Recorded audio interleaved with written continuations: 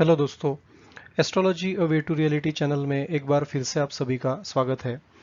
दोस्तों, आज के हमारे डिस्कशन का टॉपिक है शहनाज कौर गिल की कुंडली और राघव जुएल, जो कि एक अच्छे स्लो मोशन डांसर है।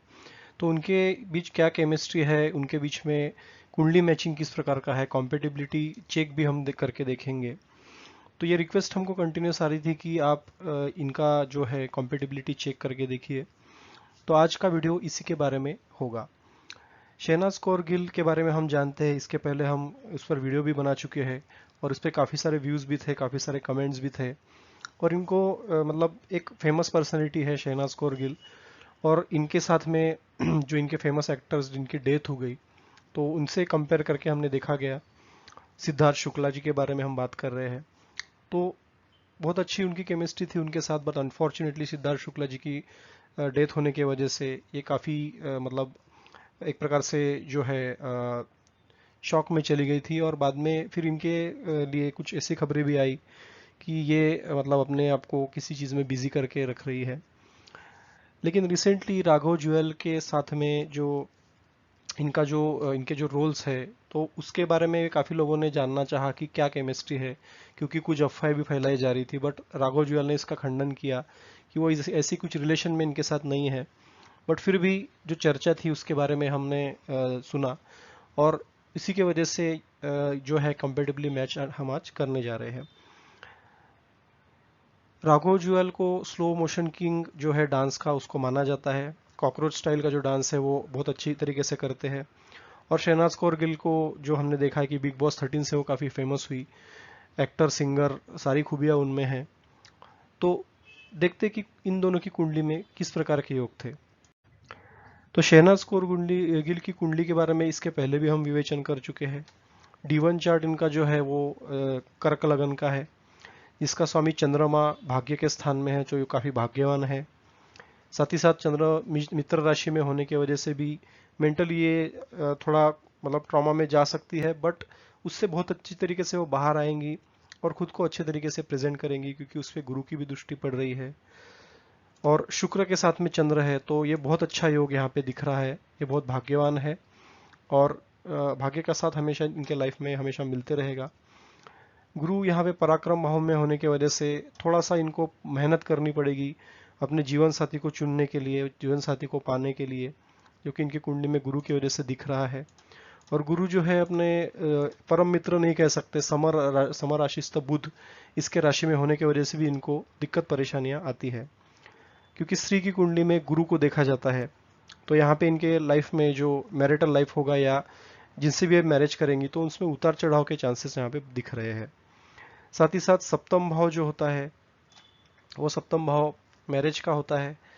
और यहाँ पे शनि जो है, जो मैरिज भाव के कारक है, वो अष्टम भाव के भी स्वामी है। तो यहाँ पे टेंशन स्ट्रेस भी वो शनि जरूर लेके आएंगे, क्योंकि 8th हाउस को टेंशन का स्थान माना जाता है।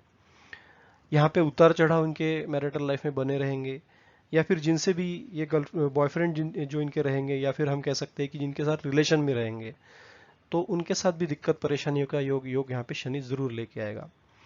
सूर्य के साथ यहाँ पे शनि की युति हो रही है, जो कि एक दूसरे के शत्रु है। और इसके वजह से भी यहाँ पे बहुत स्ट्रेस, बहुत उतार चढ़ाव यहाँ पे देखने को मिलेंगे।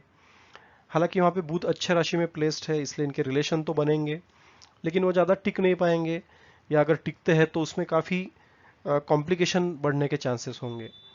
तो एक तो शनि अष्टम भाव का कारक सप्तम भाव में, शनि बलवान है, तो मेरे लाइफ पार्टनर बलवान भी होगा। लेकिन सूर्य के साथ में ये युति अच्छी नहीं कही जा सकती शनि की, और अष्टम भाव के स्वामी होने की वजह से टेंशन स्ट्रेस यहाँ पे आता रहेगा। तो ये देखा हमने शहनाज कौर गिल के कुंडली के बारे में। इसके बारे में और एक जानकारी इंपॉर्टेंट ये है कि ये मांगलिक है, क्योंकि मंगल 12वें स्थान में बैठा हुआ है और मंगल यहाँ पे शत्रु राशिस्थ है। तो मैरिटल लाइफ में यहाँ पे कुछ ना कुछ उतार चढ़ाव ये मंगल यहाँ पे जरूर लेके आता है, क्योंकि मंगल की यहाँ पे जो दृष्टि होती है अष्टम दृष्टि, तो उससे ये मैरिटल लाइफ यानी कि सप्तम भाव को मंगल देखते हैं। तो यहाँ पे स्ट्रेस और इसके वजह से बढ़ जाता है। लेकिन क्योंकि यहाँ पे गुरु की दृष्टि भी पड़ रही है, पंचम दृष्टि, तो फिर भी कहीं ना कहीं से सेव होगा, या फिर रिलेशन है वो चलता जाएगा, ऑल्दो स्ट्रेस टेंशन के बावजूद। तो इस प्रकार के मिक्स्ड योग यहाँ पे इनके रिलेशनशिप में हमको दिखते हैं। अब बात करेंगे राघव और ज्वेल के कुंडली के बारे में, क्योंकि ये रिलेशन की बात बहुत दिनों से चल रही थी। तो यहाँ पे कॉम्पेटिबिलिटी चेक करते हैं, तो इनका भी मंगल 12वें भाव में है, तो ये मंगल मांगलिक योग ये बहुत पॉजिटिव है दोनों के लिए, क्योंकि ये मांगलिक के लिए मांगलिक होना ये नलीफाई कर लेता है, इसलिए यहाँ पे हम पॉजिटिव गुण यहाँ पे देंगे। ये अच्छा पॉइंट है दोनों के मैचिंग के लिए, दोनों भी मंगलिक है तो कॉम्पेटिबल हो गए।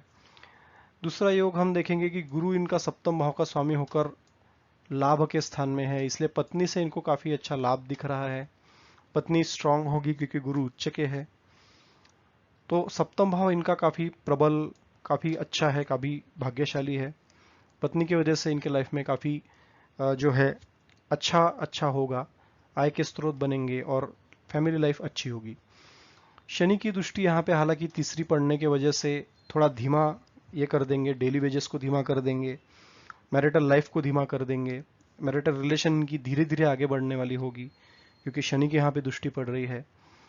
ये चाहेंगे कि इनका जीवन साथी काफी समझदार हो, काफी नॉलेजेबल हो, इनको अंडरस्टैंड करे। और ऐसे में अगर शहनाज कौर गिल की कुंडली के बारे में देखते हैं तो यहाँ पे थोड़ा सा इनका स्वभाव चंचल है, क्योंकि चंद्रमा का वहाँ पे प्रभाव है। तो इस प्रकार से कॉम्पेटिबिलिटी हम देखेंगे तो यहाँ पे राघव ज्वेल के एक्सपेक्टेशन इनके लाइफ पार्टनर से ज़्यादा दिख रहे हैं, और यहाँ पे कहीं ना कहीं ये शहनाज कौर गिल के लिए एक थोड़ा सा माइनस पॉइंट हो जाता है, क्योंकि उसको परिपूर्ण करना यहाँ पे इनके लिए थोड़ी सी कमी यहाँ पे कहीं ना कहीं से देखी जा सकती है, जो मैच्योरिटी की कमी हम बोल सकते।